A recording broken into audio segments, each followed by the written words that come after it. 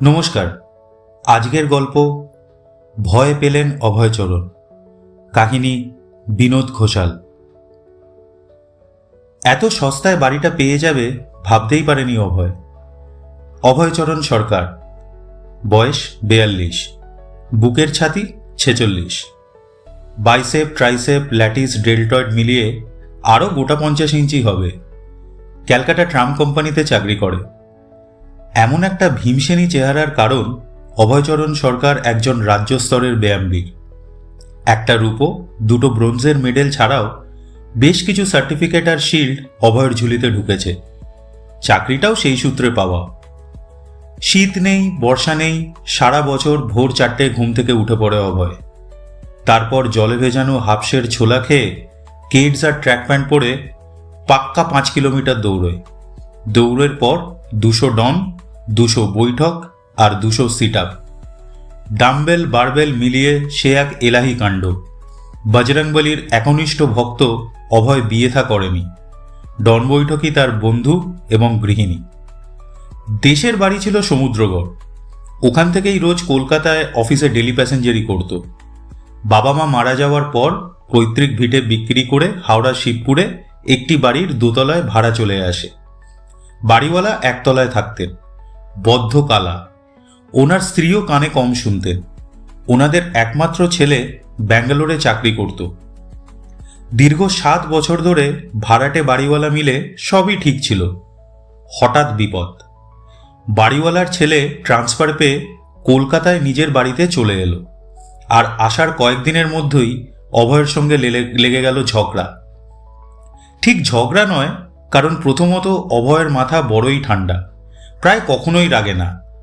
তার গুরু শিখিয়েছিলেন বলবান পুরুষদের কখনো মাথা গরম করতে নেই, তাহলে বলহীন পুরুষদের সমূহ ক্ষতির সম্ভাবনা।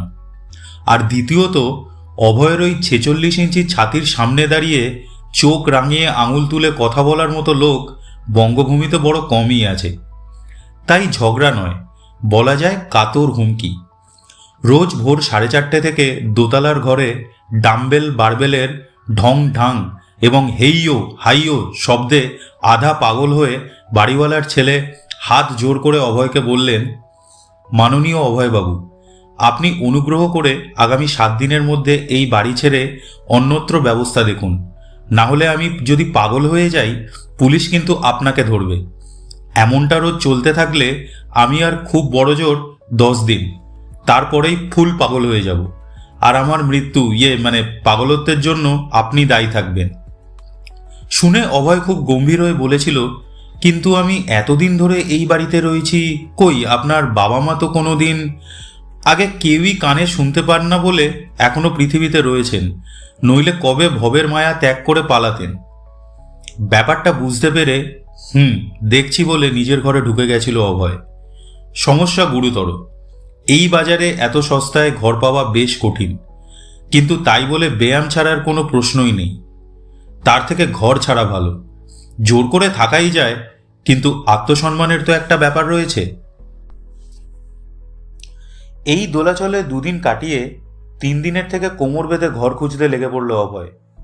কিন্তু অতই কি সোজা? চেষ্টায় ভগবানের বর যদিও বা পাওয়া যায়, কিন্তু ঘর পাওয়া বেজায় কঠিন। 5 দিনের দিন প্রায় আশাই ছেড়ে দিচ্ছিল। বাড়িতে বেচারা ভারীওয়ালার ছেলের মুখটার দিকে তাকানো যায় না। চোখের তলায় 1 ইঞ্চি করে কালো গর্ত, কাতর দৃষ্টি। না, বড় মায়া লাগে আর নিজেকে অপরাধী মনে হয়। 7 দিনের মধ্যে ঘর না পেলে ডাম্বেল বারবেল নিয়ে গাছতলায় গিয়ে বাসা বাঁধবে, এই ঠিক করলো অভয়। 6 দিনের দিন ঘরের যে কয়েকটা জিনিস ছিল সবকটাকে বাঁধা চাঁদা করে বাড়ি ছেড়ে সামনের গাছতলায় চলে যাবে বলে প্রস্তুত। এমন সময় অফিসের পিয়ন হনুমান প্রসাদ সিং বজরংবলীর অবতার হয়ে এসে ত্রাণ করল তাকে।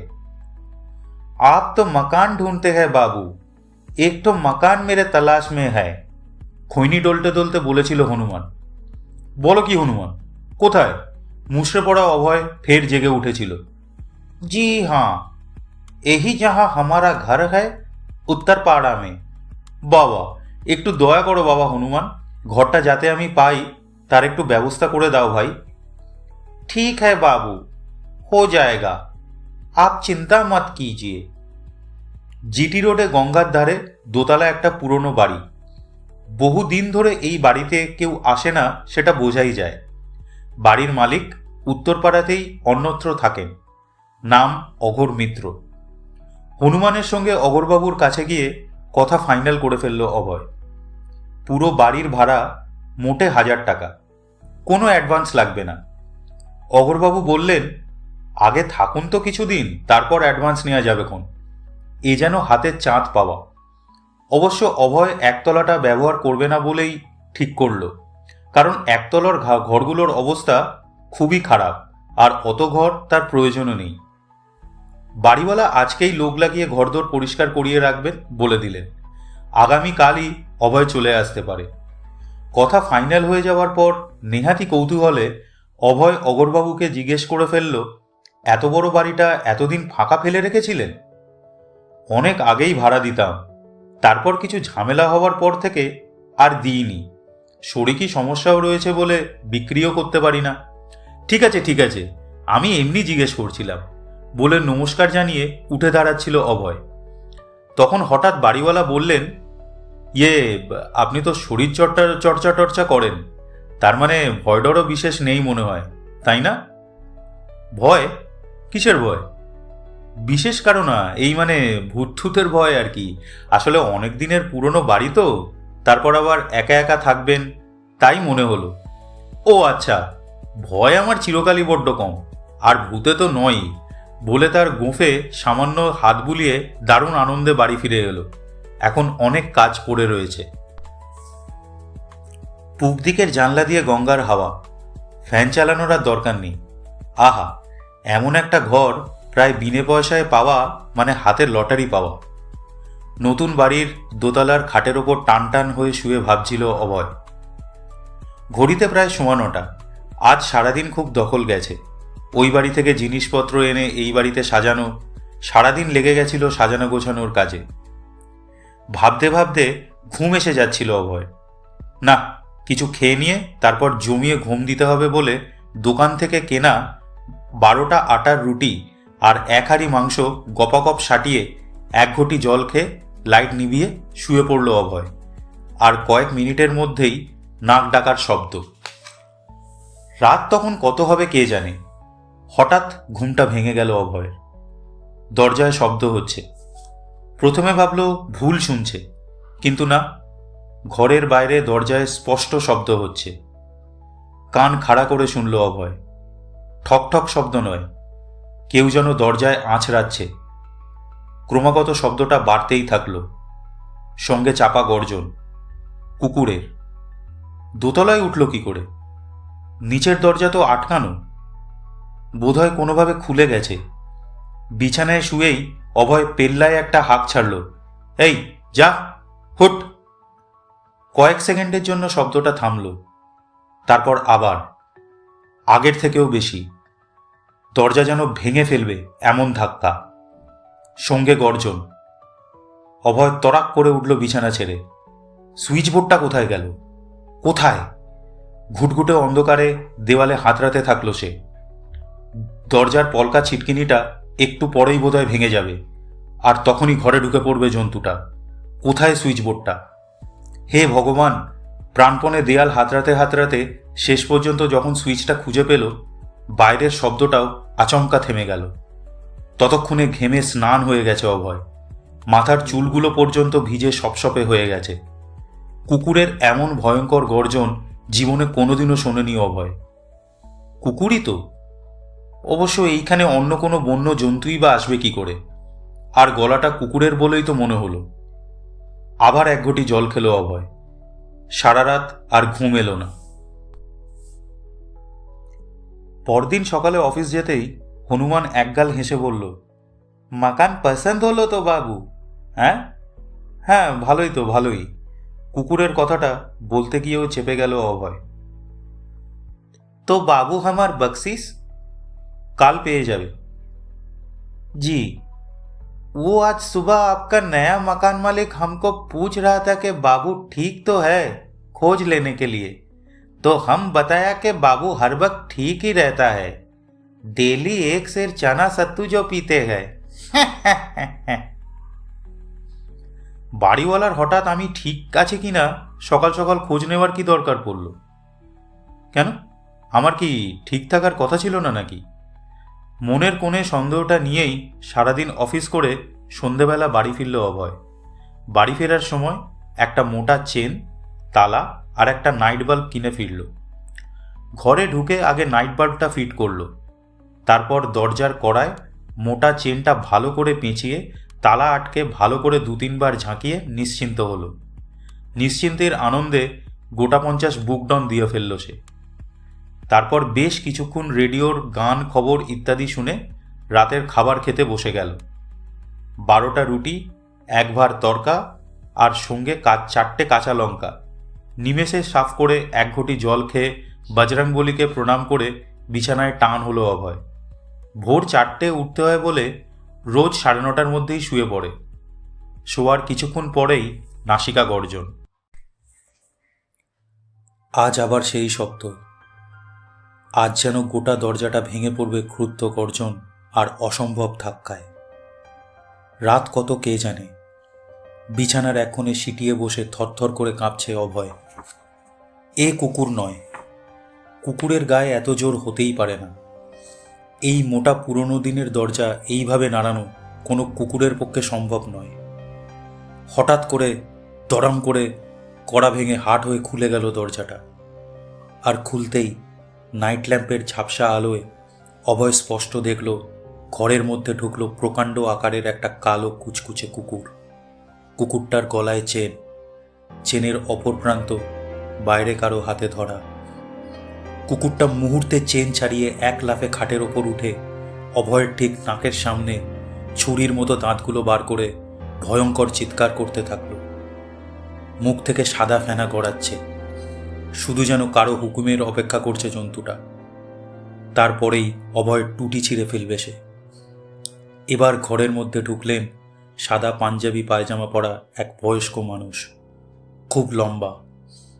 ধীরে ধীরে ঘরের ভেতরে এসে গম্ভীর গলায় বললেন, Rocky, don't shout, come down, I say don't shout. অভয়ের বিচার বুদ্ধি আর কাজ করছে না, শুধু ভয় পাওয়া শিশুর মতো কেঁপে চলেছে সে, নাক দিয়ে জল গড়াচ্ছে। লোকটার হুকুমে খাট থেকে নামল বিশাল কুকুরটা, কিন্তু অভয়ের দিকে তাকিয়ে গড়গড় শব্দ করেই চলল। এবার লোকটা খাটের সামনে এসে দাঁড়ালো। আবার শিউরে উঠল অভয়।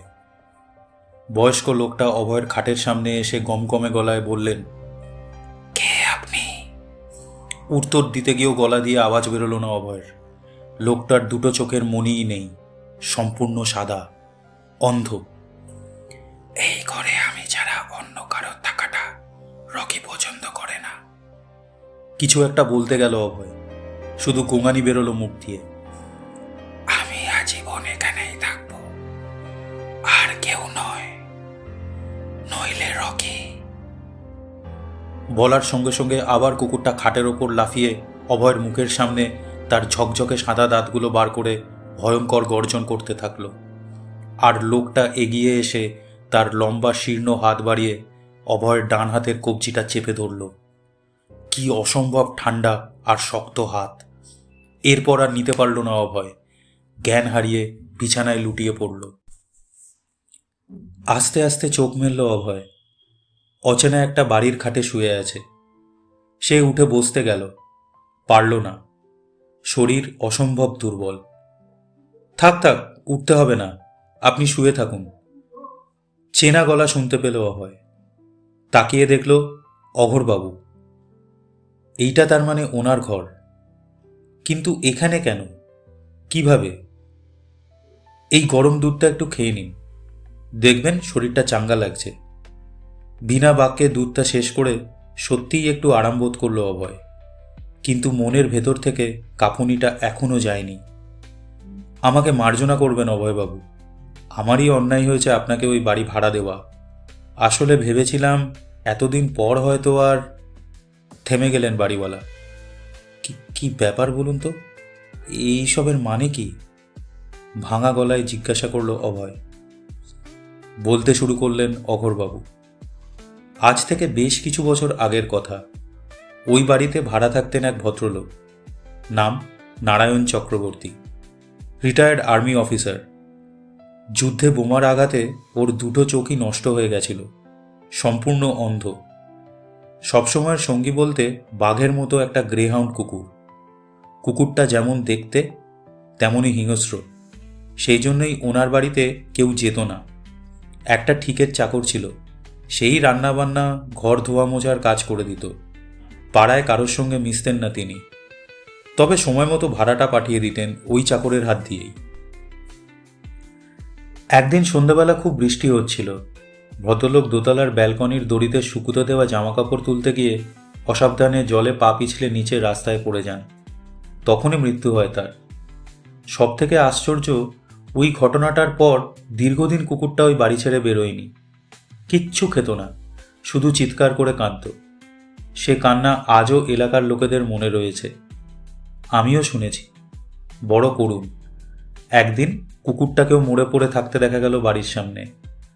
খুব সম্ভবত বাস কিংবা লরিতে চাপা পড়েছিল, পিষে গেছিল অনাহারে থাকা শুকনো শরীরটা।